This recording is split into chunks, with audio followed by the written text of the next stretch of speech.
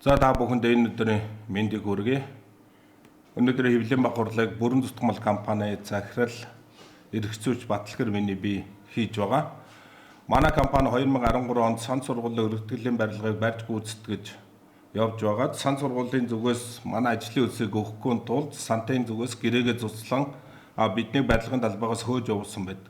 Сантын зүгээс гэрээгээ цуцлсан гэдгийг 2024 оны 11 сард Монгол улсын дээд шүүхээс бол тогтоож манай компанид бол тодорхой хэмжээний мөнгө өгөхөөр шийдсэн байдаг. Гэтэл манай ажлын үсийг өгөхгүй биднийг барилгын захирал намайг эрүүгийн 3 эрэгт гүтгэж залхим ихсэн гэмт хэрэг, хүний нэр төр гутаасан гэмт хэрэг, чанаргүй барилга барьсан гэмт хэрэгүүдээр шалгагдан чанаргүй барилга барьсан гэмт хэрэгээр шүүх рүү шилжин анхан болонд ав залтгаас гэм буруутай гэж үзэж Монгол улсын дээд шүүхээс 2018 оны 5 сарын 21-ний өдөр намайг цагаатгсан байдаг. Өнөөдөр энд ярих байгаа юм нь бол намайг эрүүгийн иргэдээр чанар муутай хогийн навшин барилга барьсан гэж ялж ирсэн мөртлөө яг тухайн цаг үедээ нөгөө барилга нь чанартай сайн барилга болоод тухайн барилга дээр ширхэг тоосох өрөөгүй шанах савар зураагүй голомт констракшн гэдэг компанитай хуурамч огноотой гэрээ байгуулан улсын комиссд хүлээлгэж өгсөн байдаг.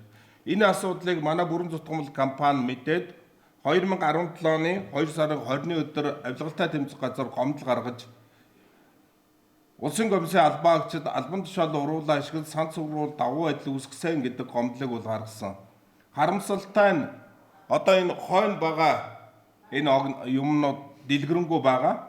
Энүүгээр бол авилгалтай тэмцэх газрын мөрдөгч болон хяналтын прокурорууд нийтдээ бидний гаргасан гомдлыг 2 удаа хэрэг бүртгэлтэй хэрэг нэгэс татгалзаж 13 удаа хэрэг бүртгэлтэй хэргийг хаах саналтай явуулаад анхан шатны прокурор 8 хааж 7 хааж нийслэлийн ерөнхий прокурор 4-ийн хിവэр нь үлдэж улсаас 4 удаа буцсан энэ хэрэг өөрөөр хэлбэл 2017 оны 2 сарын 20-оос хойш өнөөдрийг хүртэл өнгөрсөн 7 хоногийн хүртэл ингээд шалгагдчихсан хэрэг байгаамаа. Тэгээд энэ 13 удаа хэрэг бүртгэлтэрийг хаах саналтай явуулж байхдаа дандаа гэмт хэргийн шинжгүй гэсэн үндслээр ингэж явуулдаг. Ингээд 2025 оны 6 сард улсын ерөнхий прокуророос хэргийн мөрдөн байцаах газрыг сольж мөрдөн байцаах гадны залхим ихсэн гэмт хэрэгтэй тэмцэх газар шилжүүлсэн. Энд шалгаад өнгөрсөн 7 хоногт би энэ прокурорын тогтоолыг авсан. Энэ тогтоол дээр болохоор албан тушаалаа давуу байдал үүсгэсэн байна. Эрүүгийн хуулийн 2002 оны 263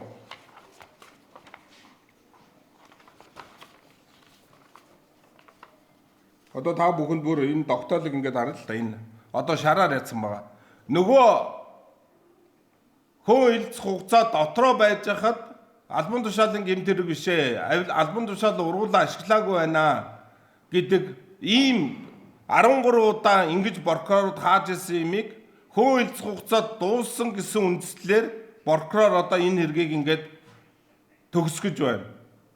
Тэгэхээр энэгээр юу хэлэх гээд байна гэхлээр хуулийн хяналтын байгууллагын мөрдөн байцаагч, мөрдөгч, хяналтын прокурорууд Монгол улсын үндсэн хуулиар баталгаатай эдлэгээр олгогдсон төрийн байгууллага албан тушаалд нь өргөдөл гомдол гаргах хэрэгтэй. Гаргасан өргөдөл гомдлыг хуулийн хүрээнд шийдвэрлэх үүрэгтэй гэсэн энэ үүргээ биелүүлэхгүй ингэж иргэнийг чирэгдэл учруулж байна гэдгийг өнөөдөр хэлхийг хүсэж байна.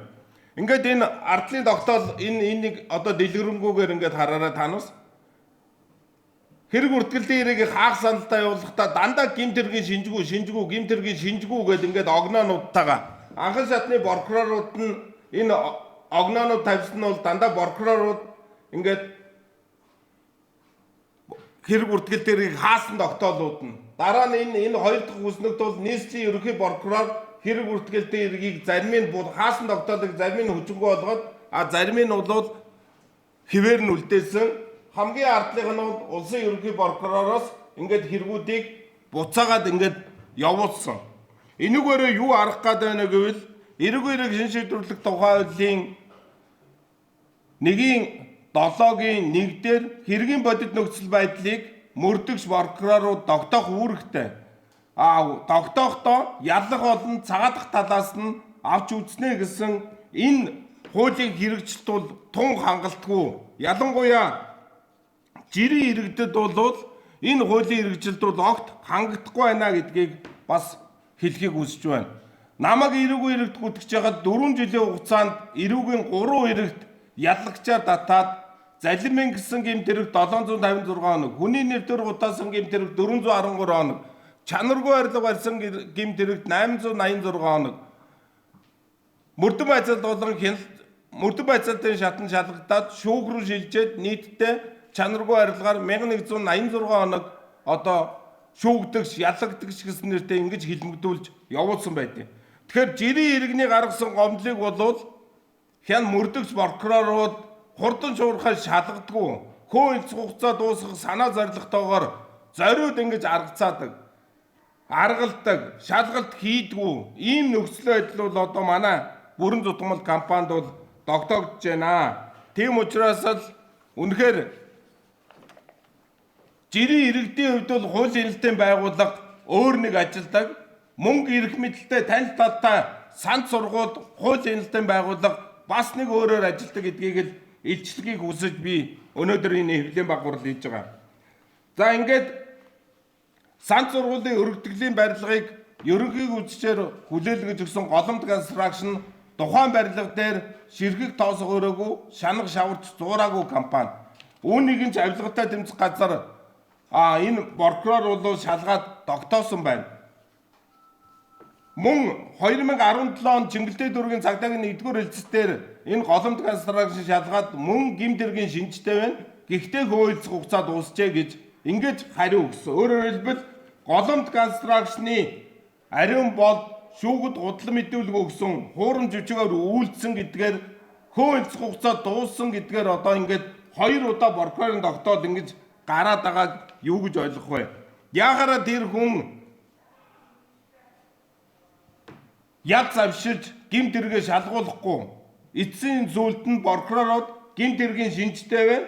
Гэхдээ хөөцөх хугацаа дуусчээ гэсэн үндслээр ингэж хаагдах ёстой юм бэ гэдгийг л өнөөдөр асууж ингэж хэвлэлийн багварал хийж байгаамаа.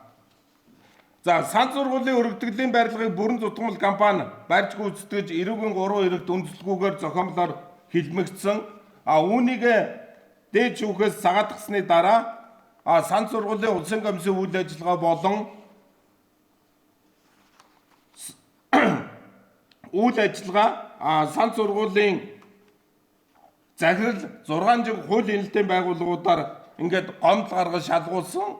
Улсын ерөнхий прокуророос 2025 оны 6 сард 3 газар шалгагдсан хэргийг нэгтгэж залим гэсэн гэмт хэрэгтэй тэмцэх мөрдөн шалгах газарт шалгуулсан. Өмнө нь дандаа гэмт хэргийн шинжгүй гэж ингэж хаагдчихсан хэргийг өөр шалгах газар өөрчлөгдөд очингууд нөгөө хэрэг нь гэмт хэргийн шинжтэй болдог. Өөрөөр хэлбэл яагаад өмнө нь энэ 13 удаа хэрэг бүртгэлтийн хэргийг хаахтаа гэмт хэргийн шинжгүй гэсэн үндслээр хаагаад байсан бэ гэж асуумаар байна. Санд сургуулийн өргөдгөлийн барилгыг улсын комисд хүлээж авсан акт энэ байна. 2016 оны 8 сарын 26-ны огноотой. Энэ актыг ерөнхий гүйцэтгчээр голомт констракшн гэж бичсэн байгаа. Гэтэл энэ голомт констракшн бол санд сургуулийн өргөдгөлийн барилга дээр ширхэг тоосго өрөөгүй, шанах шаварч зуураагүй компани. Үүнийг нь энэ хэрэг шалгагдаж явж байхад голомт констракшны ерөнхий инженер Оргил Бод гэдэг хүн гэрчийн мэдүүлэг өгөхдөө санд сургуулийн өргөдгөлийн барилга дээр манай голомт констракшн ямар ч ажил хийж гүйцэтгээгүй маа гэдгийг бол одоо мэдүүлсэн байдаг. Үүнийг ч энэ прокурорын тогтоол дээр одоо ингээд тодорхой бичсэн байгаа. Мөн энэ санд сургуулийн өргөдгөлийн барилгыг дотор цахилгааны ажлыг хийж гүйцэсэн Монхоор ус электрик гэдэг компани дотор цахилгааны тусгай зөвшөөрлөгөө ажил улсын комисд хүлээлгэж өгснийг бас энэ прокурорын тогтоолоор тогтоосон. Мөн санд сургуулийн өргөдгөлийн барилгыг Засгийн газрын 2012 оны 151-р тогтоолын дагуу бүрэлдэхүүнээр улсын комисд хүлээлгэж авсан гэдэг энэ улсын комиссийн актн дээр энд маш тодорхой бичсэн байна. Энэ 151-р тогтоол дээр улсын комиссийн бүрэлдэхүүнд мэргэжлийн хяналтын 6 хяналтын инженер улсын байцаагч оролцох ёстой. Гэтэл сан сургуулийн өргөдөглийн барилга дээр мэргэжлийн хяналтын байцаагч нар нэг ч ороогүй. Нийслэлийн хот төлөвлөлт ерөнхий төлөвлөгөөний газрын 6 хяналтын инженер орсон нь хууль зөрчсөн байна гэдгийг энэ 2021 оны 7 сарын 19-ний өдрийн шинжээчийн дүгнэлтээр тогтоосон байна. Мөн сан сургуулийн өргөдөглийн барилгын улсын комиссийн бүрэлдэхүүнд 3 хүн оролцоогүй байдаг. Одоо энэ бом эрдэнэ гээд нийслэлийн ерөнхий төлөвлөгөөний газрын хариуцсан хяналтын мэрэгчлэн гэдэг бом эрдэнэ оролцоогүй. Энэ эрдэнэ болд гэдэг хүн оролцоогүй. Мөн архивын төв газрын зураг төслийн баримтын архивч Нема гэдэг хүн оролцоогүй. Инхээр 20 хүнээс 9 нь хуулийн дагуу оролцоогүй. Өөрөөр хэлбэл сан сургуулийн өргөдөглийн барилгын бүрэлдэхүүн хууль ус байсан болохыг мөн энэ прокурорын тогтоолоор бас тогтоосон юм аа. За хоёр дахь хэрэг нь бол энэ прокурорын тогтоолоор 3 хэрэг шалгасны 2-ын гэмт хэргийн шинжтэй байна гэдэг үгэлсэн. Түрүүн би хэлсэн голомт констракшны захирал Ариун бол голомт констракшн ерөнхийг үзчээр сан сургуулийн өргөдөглийн барилгыг барьж гүйцэтгсэн гэдэг. Гэтэл голомт констракшн ширхэг тоосго өрөөгүй, шанах шаварт зуураагүй. Үүнийг нь улсын ерөнхий прокурор 2017 оны 12 сарын 7-ны өдөр шалгаад тогтоосон байгаа. Мөн саяны прокурорын тогтоол дээр голомт констракшн бол ямар ч ажил хийгээгүй байна гэдгийг тогтоосон. Мөн энэ шинжээчийн дүгнэлтээр бас голомт констракшн гэдэг ямар ч ажил хийгээгүй байна гэж тогтоосон.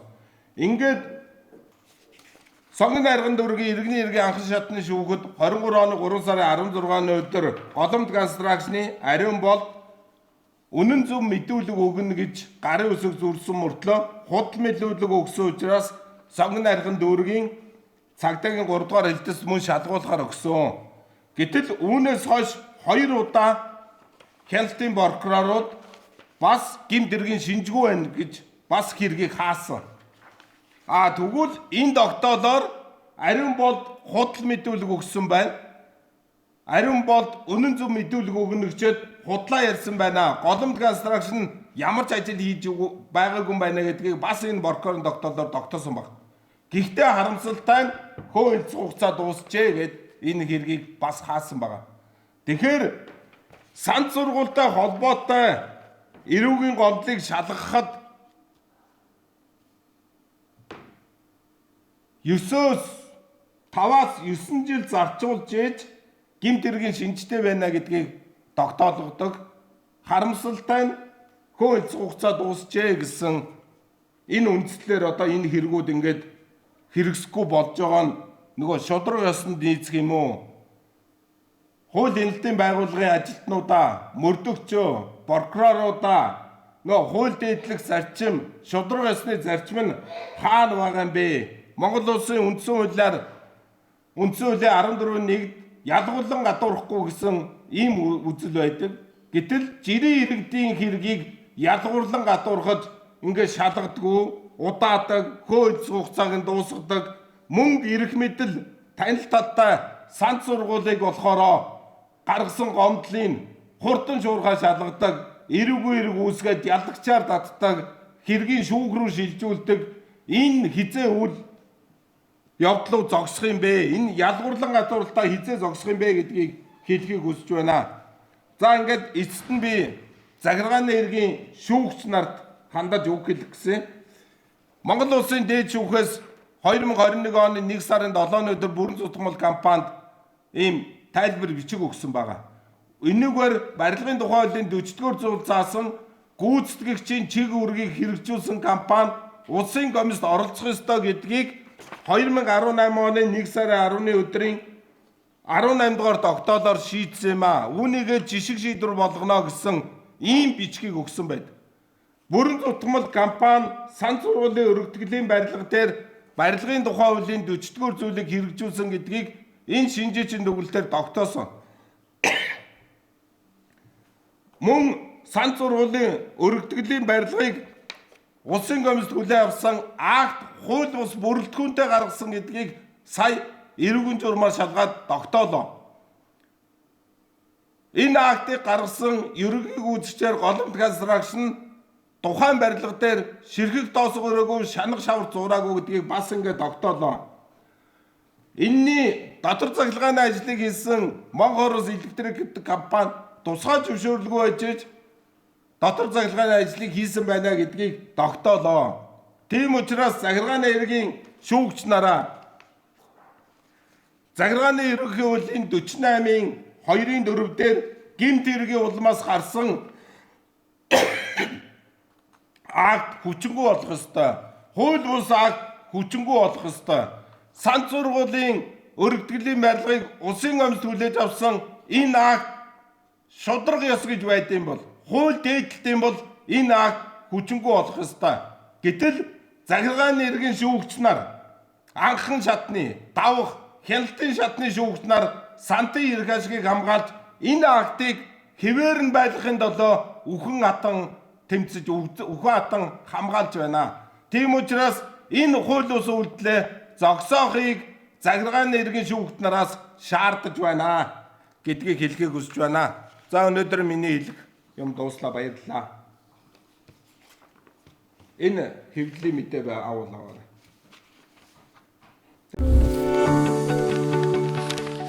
Зүүн түүчэлэх зүүнний мэдээ сонин цаасан хэвлэл болон цахим хэлбэрээр уншигч танд хүрч байна.